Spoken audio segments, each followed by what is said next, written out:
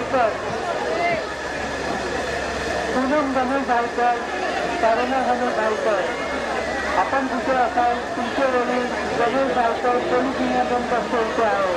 पूनम गणेश भालकर, करुणा गणेश भालकर, आपण कुठे असाल तर आपले वडील गणेश भालकर हे पोलीस नियंत्रण कक्ष इथे आहे. कृती गणेश चव्हाण, गणेश चव्हाण, कृती चव्हाण.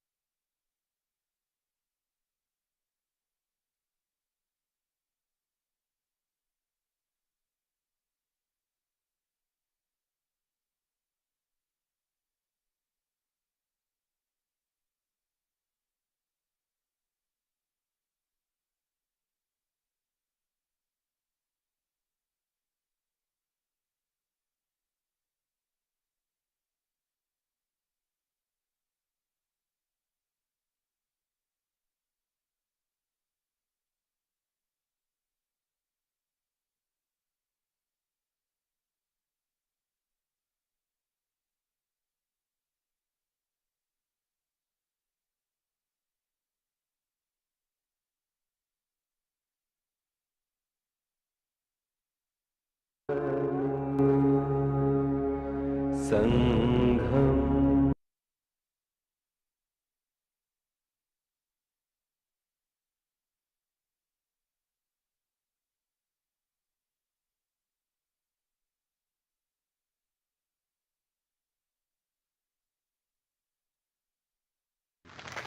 सर्वांना क्रांतिकारी जय भीम. जय भीम.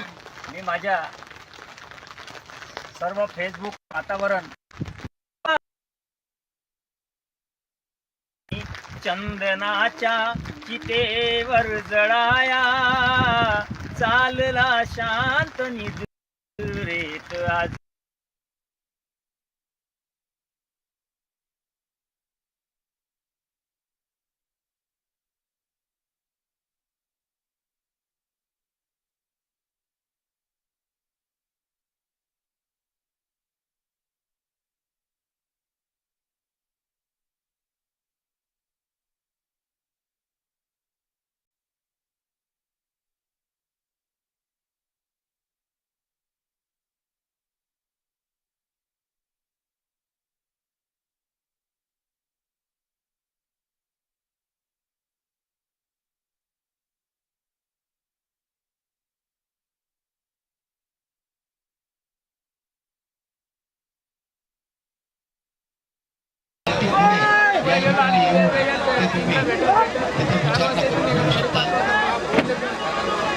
अतिशय अनमोल हा असा ठेवा आहे पुस्तकाचा. आपण चैत्यभूमीवरती येतो, महामानवाला अभिवादन करतो आणि इथून जाताना मात्र आपण पुस्तक घेऊन जातो आणि हा आदर्श संपूर्ण समाजाला केवळ आपल्या इकडे अनुयायीच दाखवू शकतात.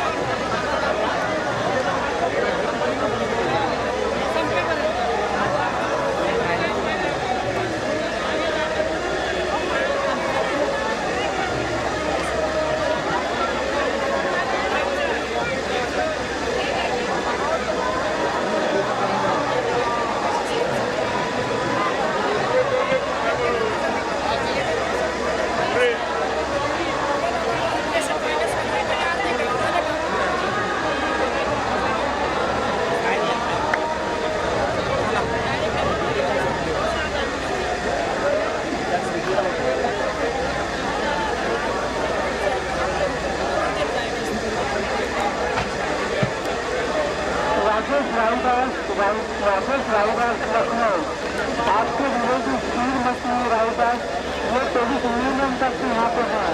राजेश रायदास लखनऊ आपके विरोधी श्रीमती रायदास ये पुलिस यूनियन तक से यहाँ पे है। कालीचरण गौतम आपके रिश्तेदार यशोदा गौतम ये पुलिस यूनियन तक से यहाँ पे है। कालीचरण गौतम आपके रिश्तेदार यशोदा गौतम ये पुलिस यूनियन तक से यहाँ पे है। कालीचरण गौतम आपके रिश्तेदार यशोदा गौतम पुलिस यूनियन तक से यहाँ पे है।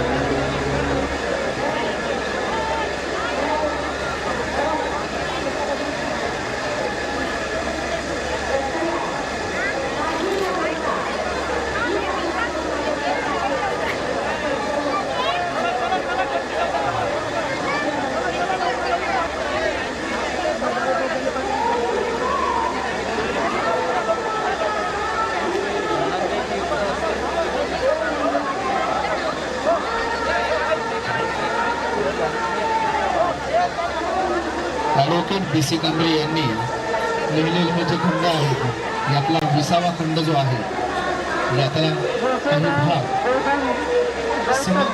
समग्र आंबेडकर चरित्राचा 20व्या खंडाचा काळ हा ठोकळमानाने 1946 पर्यंतचा आहे।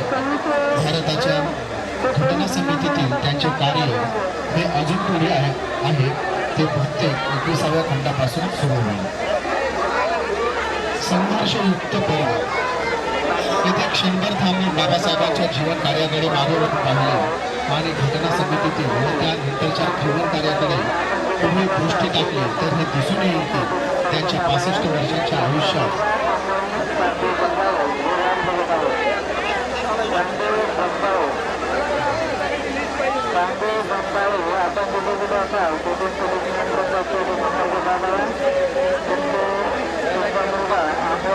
त्यांच्या कार्याची सुरुवात झाली बहिष्कृत हितकालीन सभेसारख्या मर्यादित हेतूच्या संस्थेच्या स्थापनेने झाली असली तरी क्रमाक्रमाने त्यांच्या जीवन कार्याचा विस्तार इतका व्यापक बनला की अखिल मानवाचा व प्रत्येक व्यक्तिमत्वाचा परिपूर्ण विकास कसा होईल व जगातील मानवाला पिळवणुकीपासून खऱ्या अर्थाने न्याय व शांतता कशी लाभेल यावरील तोडगा निश्चित करून ते प्रत्यक्ष आचरणात कसे आणता येईल हे क्वचित पाहावयास मिळते।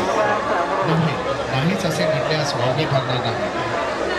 प्रथम बहिष्कृत हितकालीन सभा, त्यानंतर स्वतंत्र मजूर पक्ष, पुढे शेड्यूल कास्ट फेडरेशन, भारतीय जनतेस रिपब्लिकन पार्टी ऑफ इंडियाला म्हणजेच भारताचा लोकसत्ताक पक्ष पाठिंबा देण्यासाठी आवाहन व महामानवाच्या उत्कर्षासाठी कोणती राज्यपद्धती पोषक येथपर्यंत त्यांची राजकीय मजल गेली होती। तर सामाजिक व धार्मिक पातळीवर बहिष्कृत हितकालीन सभा, महापरिषद, धर्मांतराची घोषणा, सर्व धर्म सारखे आहेत काय याची छाननी व कोणता धर्म मानवाचा सर्वांगीण उत्कर्ष करेल याची शास्त्रीय मीमांसा हे त्याची क्षितिजे त्यांनी पाहिलेली होती। बाबासाहेबांनी या आपल्या जीवन कार्यात जे जे प्रश्न हाती घेतले त्या प्रश्नांमधून आमने सामने असे खरे इंद्रच उभे राहिले। त्यांनी हे प्रश्न सोडवण्यासाठी अनेक तडजोडी कॅमेरा आला नाही का मार्ग चुकवण्याची तयारी दर्शवली। बाबासाहेब तडजोड करावयास तयार नसत, त्यामुळे बाबासाहेबांनी सुचवलेले तडजोड त्यांचे विरोधक कधीच मान्य करत नसत। तर बाबासाहेबांच्या विरोधकांनी सुचवलेली कामोडी स्वरूपाची तडजोड बाबासाहेब स्वीकारवयास तयार नसत। अशा गोष्टी महान सत्याग्रहाच्या वेळी, जाती निर्मूलनाच्या, लाहोरच्या जातपात तोडक मंडळाच्या वेळी, धर्मांतराच्या घोषणेच्या वेळी, गांधींच्या प्राणांतिक उपोषणाच्या वेळी, वेदविद्यालयांच्या मूल्यमापनाच्या वेळी शूद्रांचा प्रश्न व स्पृश्यांचा प्रश्न होते कसे सोडवून याबाबतच्या प्रसंगी हिंदू दिनाच्या प्रसंगी दिसून आले आहेत।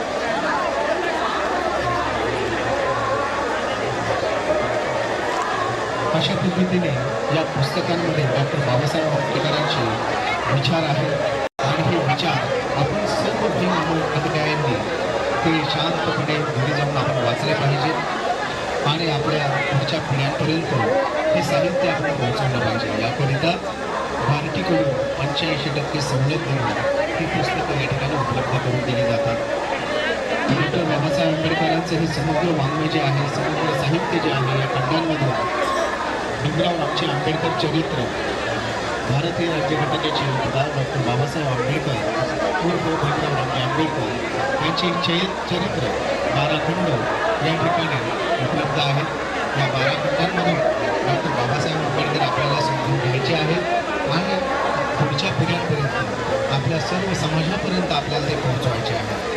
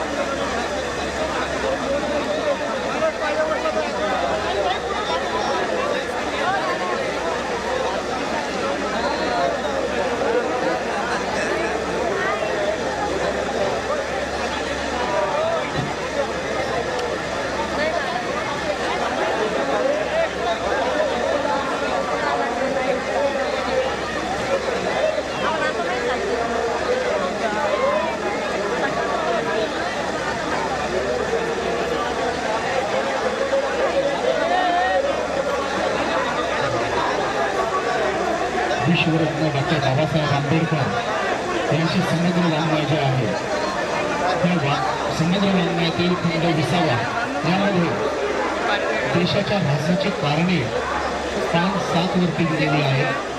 ते आपल्यासाठी मी या ठिकाणी वाचून दाखवतो. या निमित्ताने डॉक्टर बाबासाहेब आंबेडकरांनी शूद्र मूळचे खून हा जो ग्रंथ लिहिला आहे त्याचा परामर्श चालू विषय खंडात देण्यात आला. त्या खंडात बाबासाहेब आंबेडकर मोठ्या कठोर निश्चयाने म्हणतात की हिंदूंनी त्यांच्या पवित्र हिंदू ग्रंथांमध्ये जे सिद्धांत मांडले आहेत ते सिद्धांतच भारताच्या हिंदू समाजाच्या ऱ्हास अधोपतनाला कारणीभूत आहे आणि हिंदूंच्या पवित्र ग्रंथातील अशा प्रकारची गैरतत्वे जनतेकडून ठेवणे हे बाबासाहेबांचे कर्तव्य आहे. एकतर बाबासाहेब आंबेडकर यांनी केलेले हे विधान बरोबर आहे वा चुकीचे आहे हे कोणीतरी सिद्ध करून दाखवण्यास पुढे आले पाहिजे. अगं खऱ्या देशभक्तीने प्रेरित होऊन देश कल्याणासाठी हे गैर हिंदू धर्म सिद्धांत टाकून देऊन धर्म व जातीपद्धती नष्ट तरी केली पाहिजे.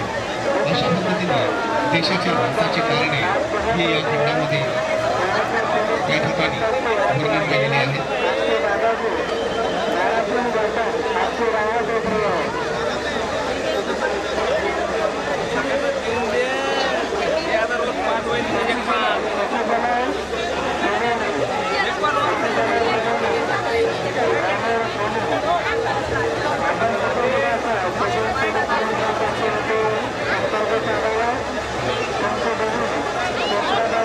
या ठिकाणी पुस्तक घेणारे जे दाद आहे यांना नम्र विनंती की या ठिकाणी ऑनलाईन पेमेंटची या ठिकाणी सुविधा आता शक्य नाही आहे, केवळ कॅश पेमेंट होईल.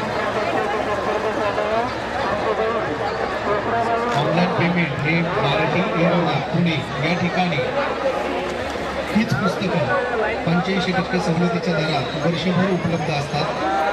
ज्यांना पुण्याला शक्य होईल त्यांनी पुण्यामध्ये येऊन हे सर्व ग्रंथ तुम्ही त्या ठिकाणी घेऊ शकता.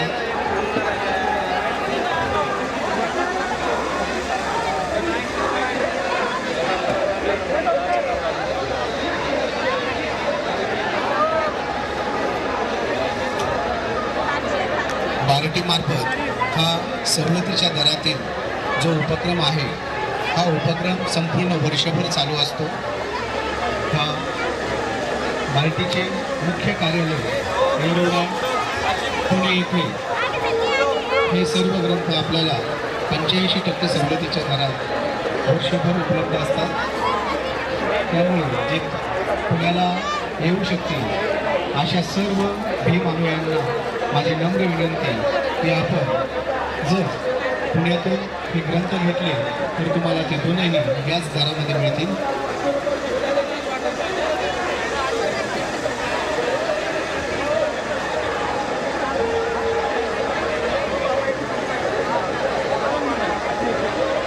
या ठिकाणी केवळ कॅश पेमेंटनेच आता ही पुस्तकं उपलब्ध होणार आहेत.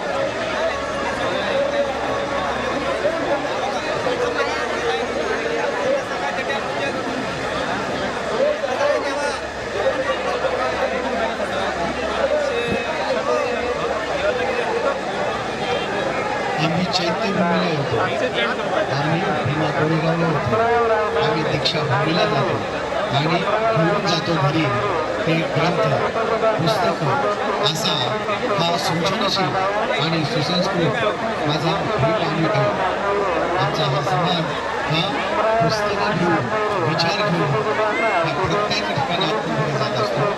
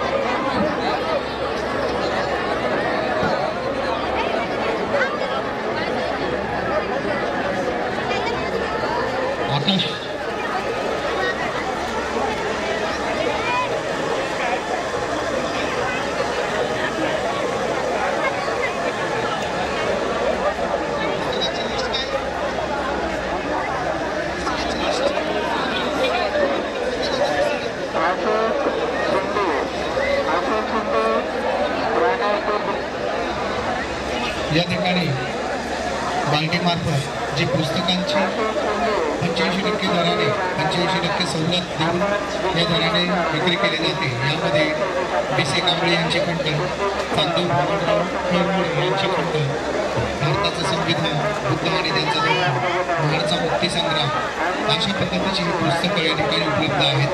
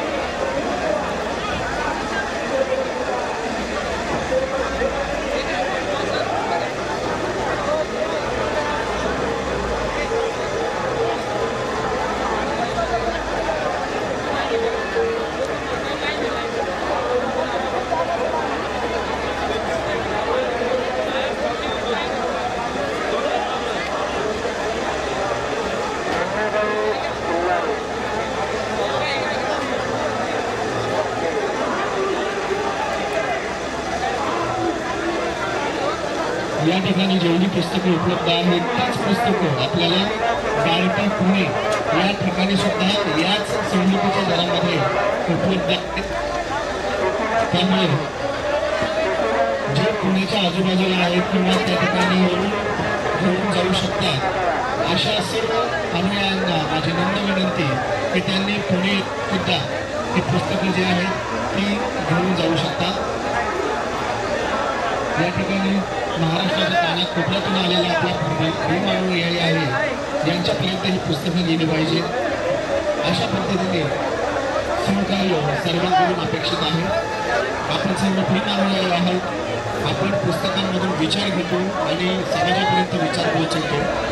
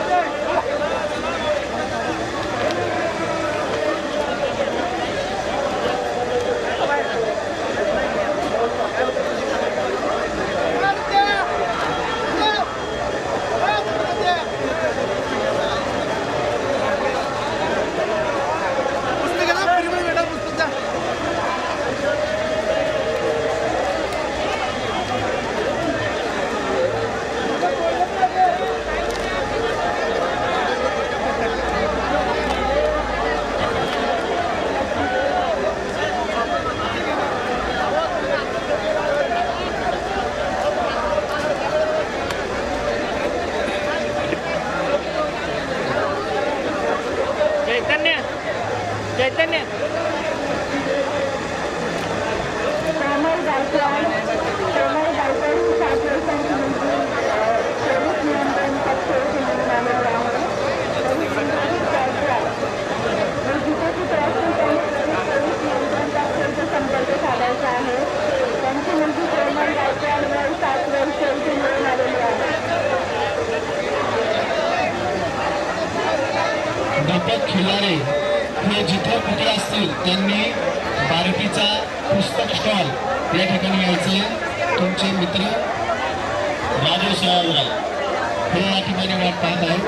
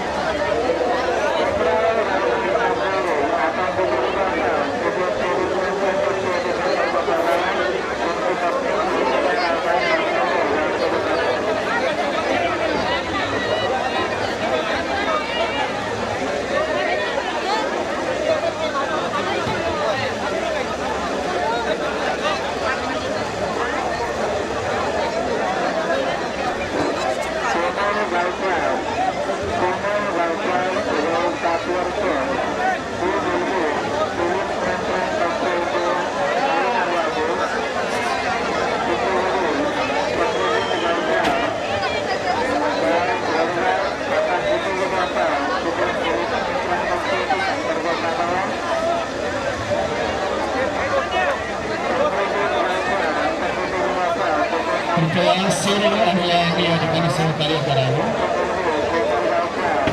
आपल्याला वर्षभर ही पुस्तकं सवलतीच्या दरामध्ये या ठिकाणी LIC presents Jeevan Utsav. Get life insurance with 10% sum assured for a lifetime. Visit licindia.in today. Terms and conditions apply. आज डॉक्टर बाबासाहेब आंबेडकर यांचा महापरिनिर्वाण दिन.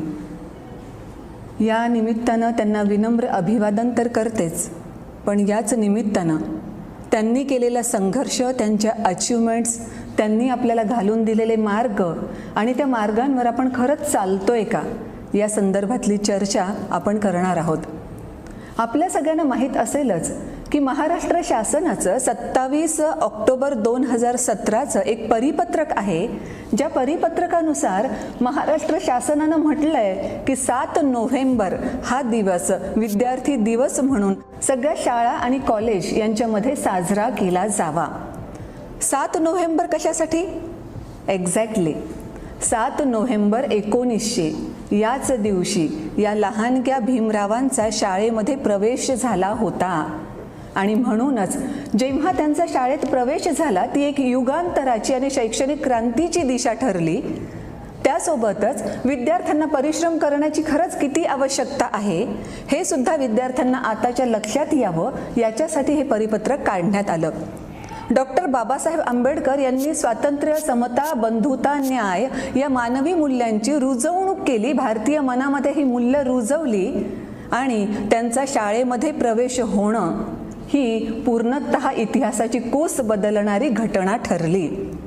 याचाच भाग म्हणून आपण आता 7 नोव्हेंबर हा दिवस विद्यार्थी दिवस म्हणून साजरा करत आहोत, ज्या निमित्तानं महाराष्ट्रातल्या सगळ्या शाळांमध्ये आणि कॉलेजेसमध्ये डॉक्टर बाबासाहेब आंबेडकर यांच्यावरचे विविध उपक्रम राबवले जातात, ज्यामध्ये मग व्याख्यानमाला, निबंध स्पर्धा, स्लोगन स्पर्धा, काव्यवाचन अशा रीतीनं वेगळे वेगळे कार्यक्रम होतात. 7 नोव्हेंबर 1900 या रोजी भीमरावांनी खरंच शाळेत प्रवेश केला, पण त्या दिवशी त्यांना काय काय सहन करायचं होतं ही त्या तेव्हाच्या लहानग्या मुलाला जाणीव तरी असेल का? आणि म्हणूनच तर असंही म्हटलं जातं, कोई चिल्ला कर चला गया, कोई चीख कर चला गया, स्कूल के बाहर बैठने वाला एक बच्चा हिंदुस्तान की तकदीर लिख कर चला गया. यांना खूप मोठा संघर्ष करावा लागला. शाळेमध्ये ते गेले. आज आपण विद्यार्थी दिवस साजरा करतो आहोत. त्यांच्या नावावर 32 डिग्र्या आहेत, 9 भाषांचे ते जाणकार होते, हे सगळं आपल्याला माहीत आहे. पण तिथपर्यंत पोहोचण्यासाठी त्यांना संघर्षसुद्धा तेवढाच करावा लागला, याची सुद्धा आपल्याला पुन्हा एकदा जाणीव असली पाहिजे. त्या तुलनेमध्ये आपण किती सुखी आहोत आणि आता आपल्याला हे सुख मिळावं याच्यासाठी त्यांनी केवढा प्रचंड संघर्ष केला याची जाणीव पुन्हा एकदा आपल्याला होईल.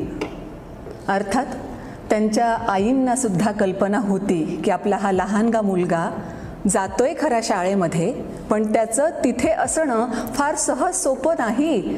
म्हणूनच शाळेत पाठवताना त्यांच्या आईंनी त्याला ऑलरेडी कल्पना दिलेली होती की बघ, तू शाळेत जाशील, तिथली परिस्थिती तुझ्या अनुकूल अजिबात असणार नाही, पण तरीसुद्धा तू तिथे घाबरू नकोस, कोणत्याही पद्धतीने मागे हटू नकोस, विद्रोह करून शाळा सोडून देऊ नकोस, कारण तुला शिकायलाच हवं आहे.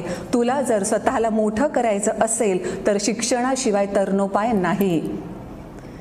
हे त्या लहानग्या मुलाला त्यांच्या आईने ऑलरेडी सांगितलेलं होतं आणि खरंच झालं सुद्धा तसंच ना. जेव्हा ते शाळेमध्ये गेले तेव्हा जिथे बाकीचे सगळे मुलं त्यांच्या बूट चपला सोडतात तिथे यांना बसावं लागलं. बाकीच्यांना पाणी व्यवस्थितरित्या मिळतं, पण यांना पाणी सुद्धा दिलं जात नाही. ज्या दिवशी शिपायाची सुटी असेल त्या दिवशी यांना तशीच तहान सोसत राहावं लागतं. म्हणूनच तर त्यांच्या आत्मचरित्रात त्यांनी ते वाक्य लिहिलंय, नो पिऊन नो वॉटर. ज्या दिवशी पिऊन असणार नाही त्या दिवशी मला पाणी मिळणार नाही. पण तरीसुद्धा ते मागे हटले का? अजिबात नाही. कारण त्यांच्या आईनं ऑलरेडी त्यांना सांगितलेलं होतं आणि त्यांच्याही कदाचित त्या बालमनातच लक्षात आलं होतं की आपल्याला शिकायला हवं आहे. पण फक्त हे एवढेच प्रसंग घडले का? अजिबात नाही. फार वाईट प्रसंग त्यांना अनुभवाला आले. जेव्हा वर्गामध्ये शिक्षक काही प्रश्न विचारत विद्यार्थ्यांना आणि जेव्हा सगळ्या विद्यार्थ्यांचेही हात खाली असत त्या वेळेस देखील या छोट्या भीमरावांचा हात वर असे, कारण त्यांना त्याचं उत्तर येत असे. आणि प्रत्येक वेळेस असं घडायचं की जेव्हा कोणाचेही हात वर नाहीत, यांचा हात वर आहे, तरी सुद्धा शिक्षक त्याला अजिबात प्रश्न विचारत नसत. शेवटी एकदा ह्या भीमरावांनी शिक्षकांना विचारलं सुद्धा की मला येतं ना उत्तर, मला सांगू द्या. बघा हां, त्या लहान मुलाची मानसिकता आपल्याला डोळ्यासमोर धरायला हवी की कुणाला उत्तर येत नाही, मला येतंय. छोट्या मुलांना किती पटकन वाटतं की येस, मला उत्तर येतं तर मला विचारा, मला सांगू द्या. पण तरीसुद्धा कोणीही त्याला सांगू देत नव्हतं. आणि जेव्हा या छोट्या भीमरावांनी विचारलं की मला उत्तर का सांगू देत नाही, तेव्हा शिक्षकांचं अतिशय रूढ उत्तर असं होतं की तुला इथे शाळेच्या वर्गाच्या बाहेर का असे ना, पण बसायला मिळतं हे तुझं नशीब समज, अदरवाईज तुला शिक्षणसुद्धा अलाउड नाही. हे ऐकल्यानंतर तो छोटासा मुलगा आपल्या वडिलांकडे गेला.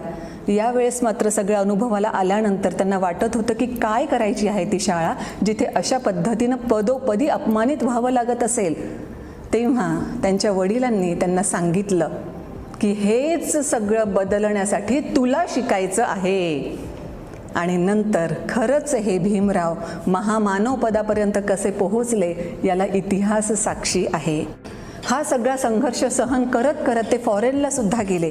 कोलंबिया विद्यापीठामधून त्यांनी PhD घेतली आणि अमेरिकेच्या या कोलंबिया विद्यापीठातून PhD घेतल्यानंतर असंही सगळ्यांच्या लक्षात आलं की साऊथ एशिया रिजनमधला हा पहिला मनुष्य होता ज्याने इकॉनॉमिक्समध्ये PhD घेतलेली होती. फक्त भारतातला नाही म्हटलं मी, साऊथ एशिया रिजनमधला हा पहिला मनुष्य ज्यानं इकॉनॉमिक्समध्ये PhD घेतली आहे. लंडन स्कूल ऑफ इकॉनॉमिक्स यामध्ये सुद्धा त्यांनी DSc केली, doctor of science in economics. 1923 मध्ये त्यांनी हे doctor of science in economics पदवी घेतली. आणि बघा आता हे 2023 वर्ष संपत आलं आहे. या 100 वर्षांमध्ये अजूनही कुणालाही ती पदवी मिळालेली नाही. म्हणजे ये ड्राई एंड डल स्किन तो मॉइस्चराइजर लगा, उससे स्किन मॉइस्चराइज तो होगी लेकिन डल भी. Mamaearth vitamin C oil free moisturiser, ये ड्राई स्किन को मॉइस्चराइज करे और इसका विटामिन सी दे ग्लो नेचुरली. मॉइस्चराइज और ग्लो दोनों. विंटर्स को बोलो हेलो मामाअर्थ. ज्या छोट्याशा मुलाला शिकणं खूप अवघड जात होतं, त्यानं जिद्दीनं आपला संघर्ष कायम ठेवला, त्यानं शिक्षण कायम घेत राहिला आणि मग कुठपर्यंत ते आले तर आज 100 वर्षानंतर सुद्धा कोणी DSc होऊ शकलेलं नाही. इतकंच कशाला, आपल्याला हे सुद्धा माहीत असेल की डॉक्टर बाबासाहेब आंबेडकरांची जयंती हा जागतिक स्तरावरचा सगळ्यात मोठा उत्सव मानला जातो, कारण तो जागतिक स्तरावर तेवढ्या मोठ्या प्रमाणात साजरा केला जातो. अमेरिकेतल्या या कोलंबिया विद्यापीठाच्या बाहेर आणि लंडन स्कूल ऑफ इकॉनॉमिक्सच्या लायब्ररीच्याही बाहेर डॉक्टर बाबासाहेब आंबेडकरांचे पुतळे आहेत. आणि असं म्हणतात की जगातला नंबर 1 स्कॉलर म्हणून आजही डॉक्टर बाबासाहेब आंबेडकर यांचीच गणना केली जाते. शिक्षणामुळे काय होतं? शिक्षणामुळे हे सगळं होतं. आणि जेव्हा त्यांना संस्कृत भाषा शिकायची होती तेव्हा सुद्धा त्यांना संस्कृत भाषा शिकण्यासाठी प्रतिबद्ध करण्यात आलं. तुला संस्कृत शिकता येणार नाही म्हणून सांगण्यात आलं, पण यांनी कुठेच हार मानली नाही. त्यांनी संस्कृत भाषा सुद्धा इतक्या चांगल्या पद्धतीने आत्मसात केली की असं म्हणतात जेव्हा ते मसुदा समितीचे अध्यक्ष होते आणि लाल बहादूर शास्त्री यांच्या समवेत त्यांची चर्चा चालू होती, तेव्हा पाहणाऱ्यांच्या लक्षात असं आलं की ह्या दोघांचाही संवाद संस्कृतमधून चालू होता. म्हणजे बघा, आपणही वेगळे वेगळे विषय घेतो खरे अभ्यासक्रमासाठी, पण ते फक्त परीक्षेत पास होण्यापुरते येतात की खरंच आपल्याला त्यामध्ये वार्तालाप करता येतो, चर्चा करता येते, काही विषय मांडता येतात, हे सुद्धा आपण बघणं गरजेचं आहे. सो या पूर्ण 9 भाषांचे ते अशा रीतीनं जाणकार होते की सगळ्या भाषा, त्या 9 भाषा त्यांना पूर्णतः येत होत्या. आणि जेव्हा ते लाल बहादूर शास्त्रींशी संस्कृतमध्ये बोलत आहेत हे लक्षात आलं तेव्हा अचंबित होण्याची पाळी बाकीच्यांवर होती, कारण त्यांना माहीत होतं की लाल बहादूर शास्त्री ज्या समाजातून आले आहेत त्यानुसार त्यांना संस्कृत येत असणं यात आश्चर्य असं काही नाही, पण ज्या समाजातून डॉक्टर बाबासाहेब आंबेडकर आले आहेत त्यांना संस्कृत भाषा इतक्या चांगल्या रीतीनं येत असणं हे मात्र खरंच आश्चर्याचं होतं. पण हे सगळं डॉक्टर बाबासाहेब आंबेडकरांनी कशाच्या जोरावर मिळवलं तर फक्त स्वतःच्या शिक्षणाच्या जोरावर. डॉक्टर बाबासाहेब आंबेडकर असं म्हणतात, ज्याला दुःखाशी सामना करायचा आहे, दुःखातून सुटका मिळवायची आहे, त्याला लढावं लागेल. आणि ज्याला लढायचं आहे त्याला अगोदर शिकावं लागेल, कारण ज्ञानाशिवाय लढणं म्हणजे पराभव निश्चित आहे. हीच गोष्ट लक्षात घेऊन ते स्वतः सातत्यानं शिकत राहिले. 21 तास ते अभ्यास करत राहिले आणि हा त्यांचा विद्या व्यासंग त्यांच्या शेवटपर्यंत कायम होता. म्हणजे आता वेल सेटल्ड झालो आहोत आपण, आता पुढे काही करण्याची गरज नाही असं त्यांना कधीच वाटलं नाही. म्हणून तर जागतिक स्तरावर तेव्हा त्यांची वैयक्तिक लायब्ररी सगळ्यात मोठी होती. पुस्तकं वाचन करणं हा त्यांचा अतिशय महत्त्वाचा आणि आवडीचा छंद होता. या सगळ्या परिस्थितीमध्ये खरंच आपण कुठपर्यंत आहोत? आपणही शिक्षण घेत आहोत खरं, पण त्यांनी ज्यासाठी शिक्षण म्हटलं त्याच पद्धतीने आपण शिक्षण घेतोय का? शिक्षण हे वैचारिक प्रगल्भता निर्माण करणारं असलं पाहिजे, पण आपण जर आपल्यापुरता विचार केला तर शिक्षण हे खरंच आपल्यामध्ये वैचारिक प्रगल्भता निर्माण करतं का, याचा अंतर्मुख होऊन विचार करावा लागेल. जर खरंच शिक्षणानं वैचारिक प्रगल्भता आणली असती तर आपल्याला शिक्षित असणारे असे तरुण दिसले नसते, ज्यांच्या खांद्यावर कोणीतरी दुसरं बंदूक ठेवतं आपापसातले सगळे व्यवहार सेटल करण्यासाठी. कारण यांच्यात वैचारिक प्रगल्भताच तेवढी नाही, शिक्षणानं जी आणायला हवी होती. म्हणून आपण डॉक्टर बाबासाहेब आंबेडकरांचा वारसा चालवत शिक्षण फक्त काहीतरी मार्कांचा कागद आपल्या हातामध्ये यावा किंवा पदवीचा काहीतरी कागद आपल्या हातामध्ये यावा किंवा कुठली तरी एखादी नोकरी लागावी याच्यासाठी विचार न करता शिक्षण खरंच आपल्या स्वतःमध्ये आमूलाग्र बदल घडवून आणणारं असावं, ज्याचा वापर आपण आपल्या समाजासाठी सुद्धा करू शकलो पाहिजे, हे लक्षात घेणं जास्त गरजेचं आहे. आणि अर्थात हे पण इथे सांगायला हवंच की बाबासाहेब एवढं शिकले होते, फॉरेनमध्ये शिकून आले होते. 4 वर्ष जेव्हा ते अमेरिका आणि इंग्लंडमध्ये होते तेव्हा त्यांना स्वतःची जात कदाचित तिथे जाणवलीही नाही, कारण अशा पद्धतीची भेदाची वागणूक त्यांना तिथे कधीच स्वतःच्या अनुभवाला आली नाही. पण तिथून उच्च विद्या विभूषित झालेले हे बाबासाहेब जेव्हा पुन्हा भारतात परतले तेव्हा काय झालं? तेव्हा त्यांच्या अंगावर फाईल्स फेकण्यात आल्या, तेव्हा त्यांना पाणी कोणी देत नव्हतं, त्यांच्यासोबत चहा कोणी बसूनही पित नव्हतं. आणि जेव्हा घर शोधण्याची वेळ आली तेव्हा त्यांना घरही नाकारण्यात आलं. आणि एका ठिकाणी वेगळ्या वेगळ्या आलेल्या अनुभवांच्या नुसार डॉक्टर बाबासाहेबांनी लिहून ठेवलेलं आहे की मला लक्षात आलं की जो मनुष्य किंवा जो समाज हिंदू समाजामध्ये अस्पृश्य गणला जातो तोच पारशी समाजामध्येही अस्पृश्य ठरवला जातो, तोच ख्रिश्चनांसाठीही अस्पृश्य ठरतो. आणि पुन्हा त्यांना एक अनुभव असा आला की पुढे त्यांनी तेही लिहिलं की हाच समाज मुस्लिमांसाठी सुद्धा अस्पृश्य ठरतो. केवढी वाईट परिस्थिती, म्हणजे उच्च विद्याविभूषित असतानाही त्यांना हे सहन करावं लागलं. सुदैवानं त्यांनी असं संविधान निर्माण केलं आहे ज्याचा परिणाम म्हणून आज अशा कोणत्याही गोष्टी आपल्याला सहन कराव्या लागत नाहीत. पण मग त्यांनी आपल्यासाठी काय केलं आहे हे लक्षात घेऊन शिक्षण खरंच तेवढ्या पोट तिडकीनं आपण शिकतो का हे आपण बघायला हवंच आहे.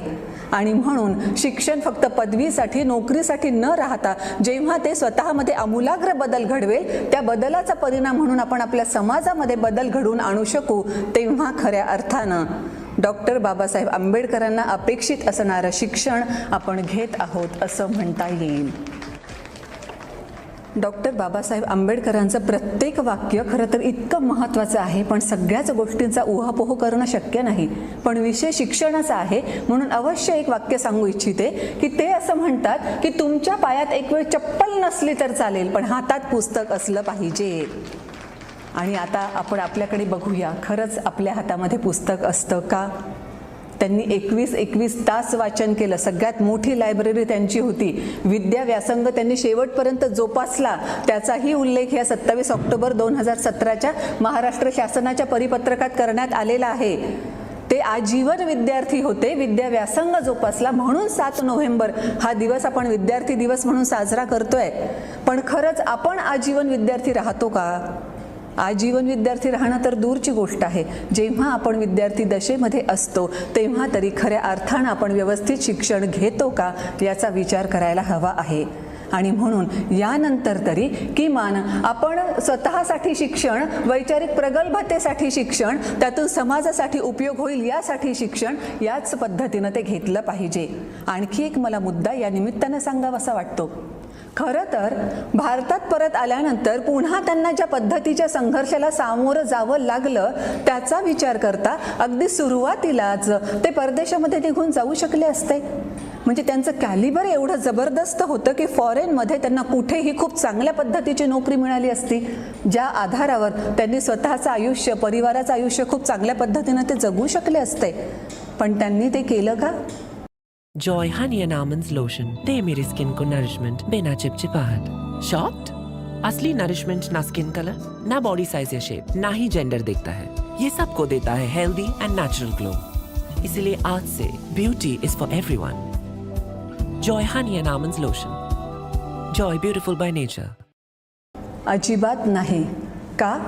कारण ते आपल्या समाजासाठी परत आले. फक्त मी एकटं शिकून मी प्रगत होऊन उपयोग नाही, तर माझा समाज मला प्रगत करायचा आहे हा त्यांचा विचार होता. म्हणून तर ते एका ठिकाणी जे म्हणतात की तलवारीपेक्षा सुद्धा लेखणी जास्त श्रेष्ठ आहे आणि लेखणीची धार ही कायम टिकणारी आहे. म्हणूनच तर आपल्या लेखणीतून त्यांनी अशा पद्धतीचे काही वर्तमानपत्र चालवले, असं काही पुस्तकं त्यांनी लिहिले आणि त्यासोबतच असं संविधान ते आपल्यासाठी तयार करून गेले की जे नेहमीसाठी टिकणार आहे. पण या परिस्थितीमध्ये आपण खरंच पुस्तकांचं तेवढं वाचन करतो का? We rise by lifting others म्हटलं जातं. इतरांनाही लिफ्ट करण्यासाठी ते परत आले. पण खरंच आपण आपल्या जवळपासच्या लोकांना तरी, पूर्ण समाजाला लिफ्ट करणं तर दूरची गोष्ट आहे, पण आपल्या आजूबाजूचे जे दिसतात आपल्याला, जे संकटात आहेत हे जाणवतं आपल्याला, त्यांना तरी लिफ्ट करण्यासाठी आपण मदत करतो का? लिफ्ट करणं तर दूरची गोष्ट राहिली, उलट बरेच जण त्यांना अजून कसं अडकवता येईल, त्यांच्यासमोर अडथळ्यांची शर्यत अजून जास्त प्रमाणात कशी लावता येईल याच्यासाठी दुर्दैवानं प्रयत्न करत असतात. म्हणून आज महापरिनिर्वाण दिनाचं निमित्त साधून आपण अंतर्मुख होऊन हा विचार केला पाहिजे. त्यांनी जेवढा संघर्ष केलाय तेवढा संघर्ष करण्याची आपल्याला गरज नाही, पण आहे त्या परिस्थितीमध्ये सगळे त्यांनी पूर्णपणे मार्ग आखून दिल्यानंतर सुद्धा आपण त्या मार्गांवर चालतोय का हे तर बघितलं पाहिजे. ज्या डॉक्टर बाबासाहेब आंबेडकरांना संविधानाचं शिल्पकार म्हटलं जातं, भारतीय राज्यघटनेचं शिल्पकार म्हटलं जातं, आणि त्यांनी लोकशाही व्यवस्था या आपल्या देशामध्ये व्हावी या संदर्भानेही लिहून ठेवलेलं आहे. आणि मग पुन्हा आपल्या सगळ्यांना मला विचारावंसं वाटतं, म्हणजे अर्थातच जे उपस्थित आहेत त्यांच्या पुरतंच हा मुद्दा सीमित नाही, तर आपण सगळेच जण या अर्थानं मी म्हणते आहे की आपली लोकशाही टिकवण्यासाठी आपण खरंच प्रयत्न करतो का. बघा हां, म्हणजे मी एक ऑफिसरही आहे, निवडणुकीच्या प्रोसेसमध्ये खूप ॲक्टिवली काम करणारं आमचं पद असतं. अशा सगळ्या परिस्थितीमध्ये जेव्हा आम्ही निवडणुका घेतो, मतदान पुनरीक्षणाचा कार्यक्रम वर्षानुवर्ष चालत असतो, तेव्हा त्या मतदार यादीमध्ये माझं नाव यावं याच्यासाठी तरी आपण प्रयत्न करतो का. सगळ्या सोयी सुविधा पूर्णपणे उपलब्ध करून दिलेल्या असताना, ऑनलाईन सगळी प्रोसेस असताना, घरोघरी तुमच्या लोक येत असताना, इतकं कशाला जेव्हा निवडणुका येतात तेव्हा फ्री अँड फेअर वातावरणामध्ये इलेक्शन होण्यासाठी संपूर्ण इलेक्शनची यंत्रणा जी आहे ती अतिशय मेहनत करत असते, पण साधं मतदान करण्याची तरी जबाबदारी आपण पेलतो का. मतदान करणं हा आपला अधिकार आहे आणि कर्तव्य सुद्धा आहे. संविधानामध्ये जसं हक्क आणि संरक्षणाबद्दल तरतुदी आहेत ना, तशाच कर्तव्य आणि जबाबदारी यांच्यासुद्धा जागृती त्यांनी केलेली आहे किंवा आपल्याला जाणीव करून दिलेली आहे. मग आपण मतदानाच्या संदर्भानं खरंच जागरूक आहोत का. अजूनही मतदानाची टक्केवारी 60-65च्या पुढे जात नाही. बाकीच्या लोकांना अजूनही मतदानामध्ये स्वारस्य वाटत नाही का. मग या लोकांच्या आधारावर आपण आपली लोकशाही कशी टिकवून ठेवणार आहोत. पुन्हा डॉक्टर बाबासाहेब आंबेडकरांनी मसुदा समितीचे अध्यक्ष या नात्यानं जे भाषण केलं होतं समारोपाचं, तेव्हा पण त्यांनी जी भीती व्यक्त केली होती की आपला देश अशा पद्धतीचा आहे की जिथे कदाचित पंथवाद पुढे जाऊ शकेल, जिथे कदाचित व्यक्तिपूजा व्हायला सुरुवात होईल आणि हा आपल्या लोकशाहीला खूप मोठा धोका असेल. अंतर्मुख होऊन आपण विचार करायला हवा की आपण प्राधान्य कशाला देतो. व्यक्तिपूजेला देतो, पंथवादाला देतो, का खरोखर आपली सर्वोच्च प्रायोरिटी आपल्या देशाचं हित आहे. याचा विचार आपण स्वतः करणं गरजेचं आहे. म्हणूनच तर वारंवार मी त्याचाच उल्लेख करत आहे की डॉक्टर बाबासाहेब आंबेडकरांनी स्वतः खूप संघर्ष केला, खूप चांगल्या पद्धतीचा मार्ग आपल्याला आखून दिला. स्वातंत्र्य, समता, बंधुता, न्याय ही जी तत्व सरनाम्यामध्ये सुद्धा सांगितलेली आहेत, ठिकठिकाणी आपल्याला संविधानामध्ये सुद्धा दिसत आहेत, ह्या सगळ्या तत्वांचं पालन आपण स्वतः करतो का. व्यक्तीची प्रतिष्ठा, राष्ट्राची एकता आणि एकात्मता राखली गेली पाहिजे असं सरनाम्यात म्हटलेलं आहे. त्यासाठी आपण स्वतः काय प्रयत्न करतो. म्हणजे जर लोकशाही टिकवण्यासाठी मतदान करण्याची साधी एक जबाबदारी आपण व्यवस्थितरित्या पार पाडत नसू, तर या सगळ्या गोष्टी खरंच आपण किती मनोभावे करतो याचा विचार आपण स्वतःच करायला हवा आहे. म्हणूनच जाता जाता शेवटी एवढंच सांगावंसं वाटतं की ह्या महामानवाला तीच खरी श्रद्धांजली असेल जेव्हा त्यांनी जे निर्माण करून ठेवलेलं आहे त्याचं आपण पालन करायला लागू, त्यांनी दाखवून दिलेल्या मार्गावर आपण चालायला लागू, तेव्हा ती खरी श्रद्धांजली ठरेल. डॉक्टर बाबासाहेब आंबेडकर स्वतःच्या विचारांवर प्रचंड ठाम होते. या ठामपणाचा वेळोवेळी प्रत्यय आला. महत्त्वाचे मुद्दे जर सांगायचे झाले तर हिंदू कोड बिल आणि धर्मांतर, प्लस त्यांनी कामगारांच्या संदर्भामध्ये जे काही मुद्दे मांडले होते त्याही सगळ्या संदर्भानं त्यांची विचारांवरची किती निष्ठा होती हे आपल्या लक्षात येतं. धर्मांतराच्या वेळेसही जेव्हा बाकीचे सगळ्या धर्माचे लोक त्यांना म्हणायला लागले आमच्या धर्मात या, आमच्या धर्मात या, तेव्हा त्या सगळ्या धर्मांचा डॉक्टर बाबासाहेबांचा अभ्यास एवढा दांडगा होता की त्यांनी असे काही प्रश्न त्या लोकांना विचारले की हे सगळे लोक शेवटी निघून गेले. विचारांवर ठाम असणं काय असतं ते अशा रीतीनं असतं. मग आपणही आपल्या विचारांवर ठाम आहोत का याचा तर विचार करूया नक्की. आणि आजच्या या महापरिनिर्वाण दिनाच्या निमित्तानं मी आपल्याकडून अशीच अपेक्षा व्यक्त करत आहे की खरोखर आपण मनोभावे श्रद्धांजली देताना त्यांनी घालून दिलेल्या विचारांवर, त्यांनी आखून दिलेल्या मार्गावर चालण्याचा पूर्णतः प्रयत्न करू. धन्यवाद.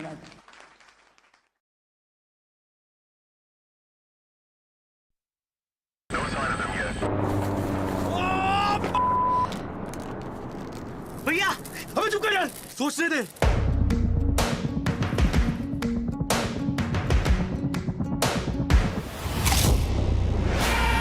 New Doritos Dinamita, हर बाइट में ब्लास्ट।